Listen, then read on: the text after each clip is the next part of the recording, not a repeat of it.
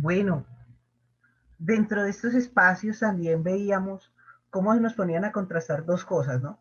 Una era la información que se nos transmitía por los medios de comunicación tradicionales, como lo son la televisión, las noticias y demás.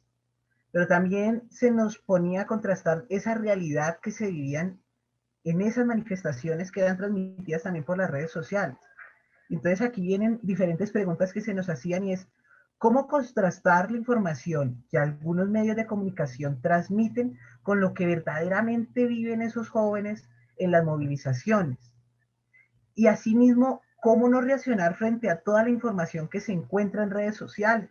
Porque también hemos sido atacados con demasiada información, la cual también nos ha llenado de ira y nos ha llenado de diferentes sentimientos. ¿Cómo reaccionar frente a toda esa información para poder canalizarlo y poder llegar a esa audiencia? ¿Cómo creen ustedes, primero, que debemos contrastar esa información?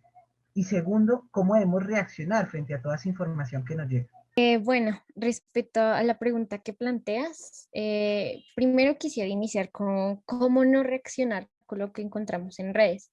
Creo que como jóvenes nos afecta, o bueno, desde un principio a mí me afectó entrar a redes y ver toda esta información, como también ver personas actuando desde una manera un poco egoísta y agresiva y de manera también violenta respecto a lo que estaba pasando. Y creo que es importante como dejar ir esos, esos aspectos en los que infundimos el odio, porque sí, al inicio, al momento no es como que sentimos ese sentimiento, pero también tenemos que dejarlos ir, perdonar, porque algo que necesita nuestro país desde hace años atrás es aprender a reconciliar, a perdonar.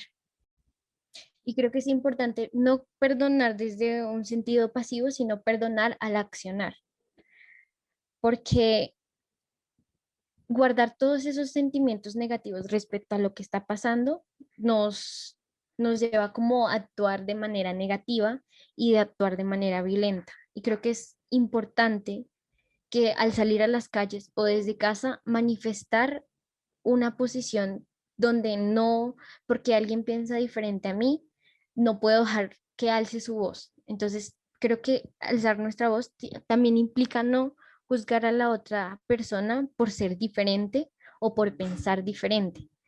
Y creo que es importante eso, porque es incoherente salir a las calles con un mensaje o con unos sentimientos negativos si estamos buscando una transformación. Y parte de transformar es respetar la diferencia, pero también reconciliarnos con nosotros mismos, con nuestros sentimientos. Y bueno, eso también tiene un trabajo de trasfondo de educación socioemocional, de también ser escuchados por alguien más. Y, y pues respecto a cómo contrastar esta información que nos da las redes, eh, pues bueno, inicialmente sabemos que los medios de comunicación tradicionales nos estigmatizan y usualmente como que como jóvenes salir a las calles ya es ser vándalo, ser, salir con intenciones de dañar los espacios públicos y bueno, creo que no. La idea como jóvenes también es tener una posición crítica respecto a lo que vemos en redes, en la televisión, lo que escuchamos en la radio. Siempre como jóvenes lo que tenemos que transmitir ahora es un pensamiento crítico, un pensamiento democrático y del mismo modo como formarnos de manera responsable, de si vamos a hablar respecto a un tema, que estemos seguros, que demos también la oportunidad de que quien lo está escuchando cuestione. Gracias, Laura. Dentro de los comentarios que nos dejan en Facebook, hay una persona que nos dice que hay que continuar con las acciones que viabilicen los movimientos juveniles sin exponer las vidas. Y eso yo creo que es importante que lo recuperemos en esta conversación un poquito más adelante. Pero John Kennedy, cuéntanos, ¿cómo contrastar esa información que nos dan los medios de comunicación frente a lo que realmente están viviendo esos jóvenes?